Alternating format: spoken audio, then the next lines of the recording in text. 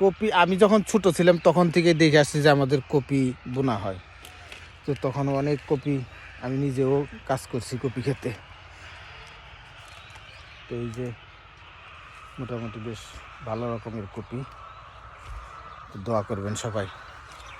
আর এইদিকে একটা মুরগির ফার্ম আছে, সূর্য কেবল উঠতেছে। আল্লাহ হাফেজ। করলাম সেটা হচ্ছে মেয়েদেরকে নিয়ে এই যে কপি খেতে চলে আসছি। কপি খেতে কুয়াশা শিশির পরে একদম অবস্থা কাহিল, এদিক দিয়ে হাঁটলে তো একদম ভিজে যাবে। তো এটা হচ্ছে কাকার কপি ক্ষেত, বেশ বড় ক্ষেত। তো কপি অলরেডি কাটা শুরু করছে।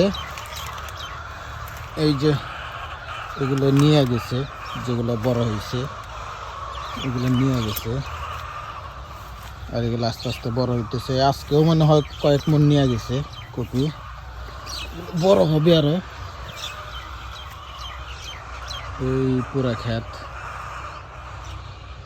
প্রায় 4-5 হাজার কপি চারা লাগাইছিল।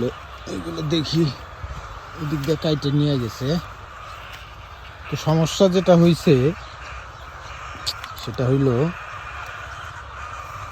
এই কপি যখন আসে একসাথে এত কপি আসে যে পরে এগুলা মানে একসাথে নিয়ে যাওয়া টাফ হয়ে যায়, কারণ এগুলো ওজন তো অনেক হয়।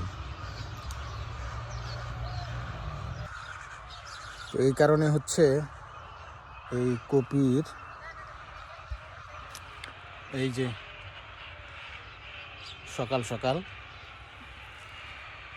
পুরাটা এই যে এদিক দিয়ে দেখেন যে কপি বুঝায়, এদিক দিয়া এদিক দিয়া এই যে কপিগুলা এক একটা কপির ওজন প্রায় 1 কেজি করে যখন হয়, 1 কেজি বা 800 গ্রাম এরকম হয়, তখন কপিগুলা বাজারে নিয়ে যাওয়া হয়।